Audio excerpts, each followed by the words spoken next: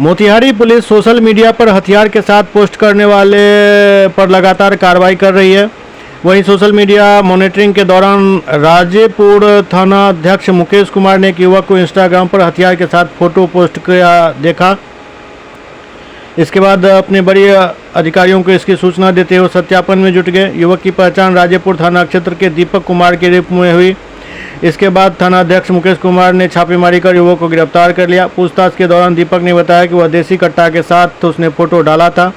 देसी कट्टा छुपा कर रखा है, जिसके बाद पुलिस ने कट्टा और गोली बरामद कर लिया। पूछताछ के बाद दीपक को न्यायिक हिरासत में भेज दिया गया। वहीं डीएसपी दुर्गा शक्ति ने सभी अभिभावकों से अपील की है कि अपने बच्चों पर ध्यान दें कि वह क्या कर रहा है, कहां कर रहा है और क्या प्लानिंग कर रहा है, सोशल मीडिया पर क्या कुछ डाल रहा है, इस पर विशेष ध्यान रखें। जी।